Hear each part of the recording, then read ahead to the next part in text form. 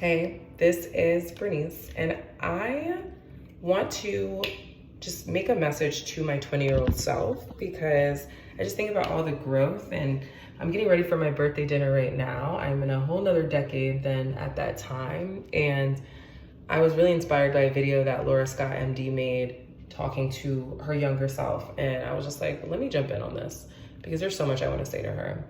When I was 20, I started sobbing on my birthday. And one of my roommates who was living with me at the time just hit me up and was like, think about how far you've come since that 20th birthday when you had so much anxiety around everything, around how you're perceived, around, everything that you've been trying to do academically, what the future holds, all of these things, and where you are now. And I just thought, you're right.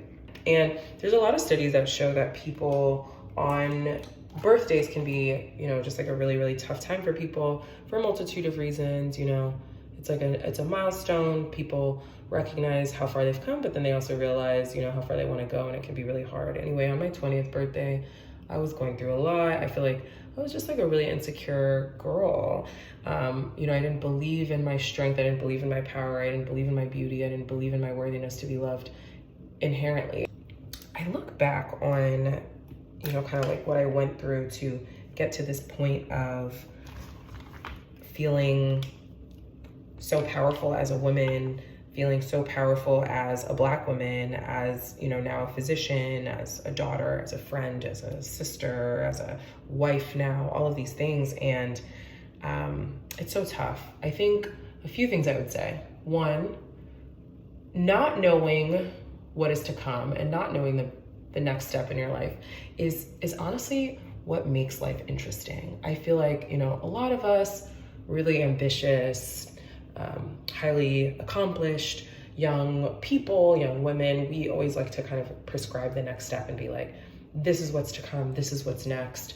And I feel calm when I know what's next. But not knowing what's next is actually a wonderful thing. It makes life worth living. It makes life interesting. It brings so much more color to life because it allows you to lean into experiences and recognize that,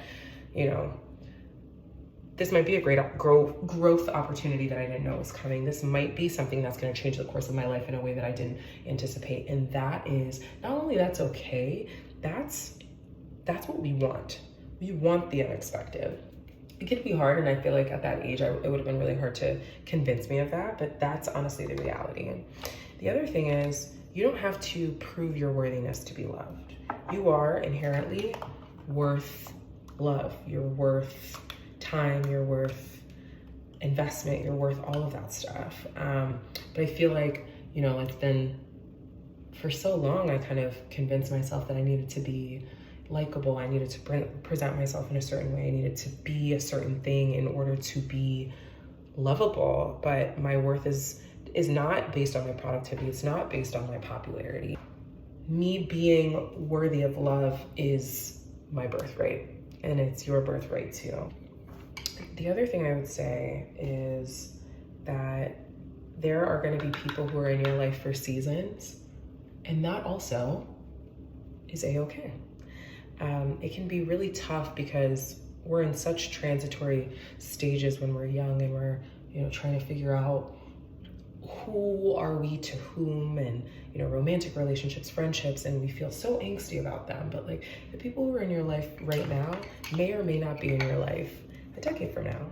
And that's not to say that you've done anything wrong or you needed to be a different person, whatever.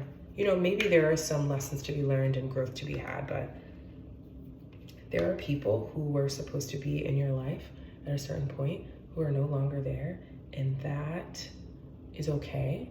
Wish them well.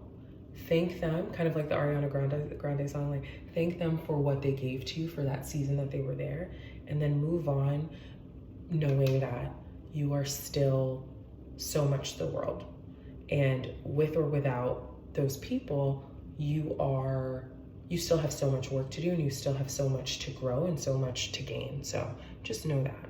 I would tell myself that, I was trying to be a doctor, and it was just like so stressful, and there was so much self-doubt and I didn't know if I was gonna be good enough, I would tell myself that you are gonna be excellent at anything that you're willing to put in the time and effort to be excellent at.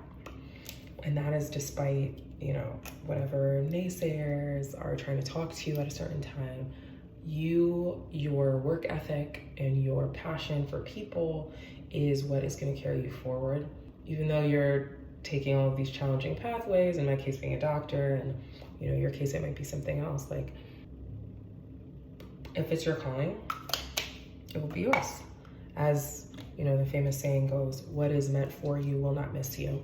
And there's just so many testaments in my life that have proven that in so many ways. I can't even begin to explain the number of examples I have of that, but it's a blessing. You are powerful, you are strong, you are incredible, you are worthy of love. It's okay that you're confused, it's okay that you don't know everything. That's part of the point. And you know, what comes next will be even greater than you could have imagined. So don't limit yourself to what you know now, because there's so much more that is to come. And yeah, this is my cozy luxury birthday look. Is it giving cozy luxury?